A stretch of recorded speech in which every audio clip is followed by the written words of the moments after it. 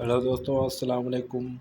اگر میری ویڈیو آپ کو پسند آئی ہو تو پلیز میرے چینل کو سبسکرائب کریں اور بیل آئیکن کو دبائیں۔ تو چلو ویڈیو کو اسٹارٹ کرتے ہیں۔ بسم اللہ الرحمن الرحیم۔ السلام علیکم ورحمۃ اللہ وبرکاتہ۔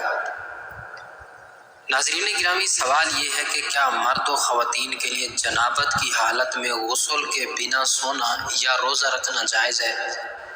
اور کیا جنبی عورت کے لیے غسل کے بغیر گھر کے کام کاج کرنا اور بچوں کو دودھ وغیرہ پلانا گناہ ہے؟ تو آئیے اس کا جواب ملاحظہ کیجیے۔ کم علمی کی وجہ سے لوگ جنبی حالت میں خود کو، اپنے کپڑوں کو، اپنے بستر کو ناپاک سمجھتے ہیں اور کھانے کو، کام کاج کو ہاتھ نہیں لگاتے جب تک کہ غسل نہ کر لیں، اور خواتین بھی بچوں وغیرہ کو دودھ پلانا، کھانے کو ہاتھ لگانا گناہ سمجھتی ہیں، یہ سوچ کر کہ وہ ناپاک ہیں، اور کچھ عورتیں سمجھتی ہیں کہ غسل کے بنا آٹا گوندنے سے بے برکتی ہوگی وغیرہ۔ حالانکہ شریعت محمدی صلی اللہ علیہ وآلہ وسلم اس جہالت کا رد کرتی ہے۔ جنبی مرد یا عورت کے لیے صرف